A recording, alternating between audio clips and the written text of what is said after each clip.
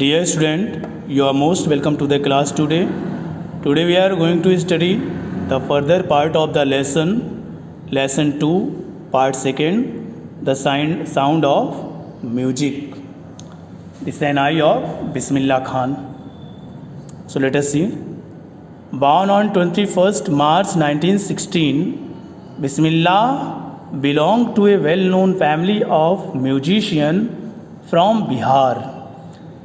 Born on 21st March 1916, 21 मार्च सन 1916 को पैदा हुए बिस्मिल्लाह बिहार के संगीतकार के एक विख्यात एक प्रसिद्ध परिवार से संबंध रखते हैं. His grandfather Rasool Bakhsh Khan was the shehnai nawaz of the Bhojpur kings court. उनके दादाजी रसूल बख्श खान भोजपुर के राज दरबार में शहनाई नवाज थे. His father पैगंबर बख्श एंड अदर पैटर्नल एंसेस्टर. उनके पिता पैगंबर बख्श और उनके अन्य पूर्वज भी ग्रेट शहनाई प्लेयर महान शहनाई वादक थे.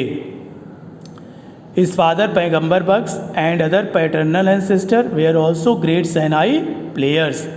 उनके पिता पैगंबर बख्श उनके अन्य पूर्वज भी महान शहनाई वादक थे. The young boy took to music early in life. वह छोटा बालक अपने जीवन के आरंभ में ही संगीत को अपना लिया. At the age of 3, when his mother took him to his maternal uncle's house in Banaras.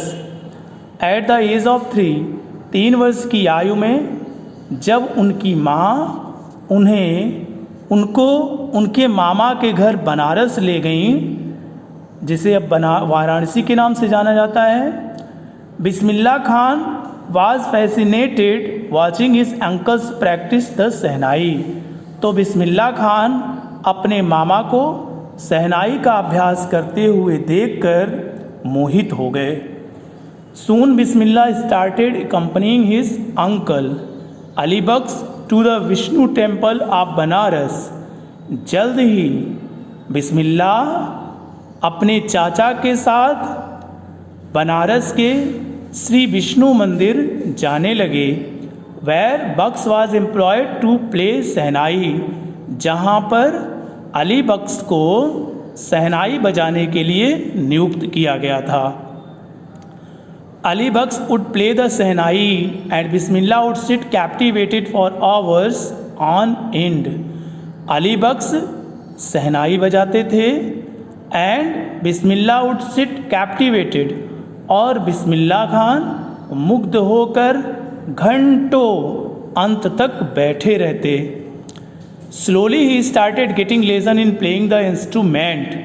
धीरे धीरे उन्होंने उस वाद्य यंत्र को सीखना आरंभ कर दिया, उस वाद्य यंत्र को बजाना शुरू कर दिया.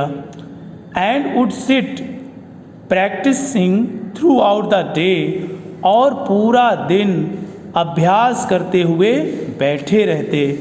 बैठकर अभ्यास करते रहते. For years to come to temple of Balaji and Mangla मैया.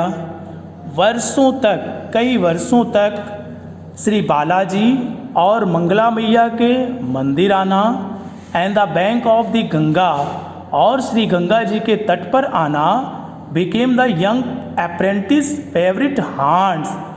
उस नौसिखिया प्रशिक्षु के पसंदीदा स्थल बन गए, बसेरा बन गया. Where he could practice in solitude, जहाँ पर एकांत में वह अभ्यास करते थे.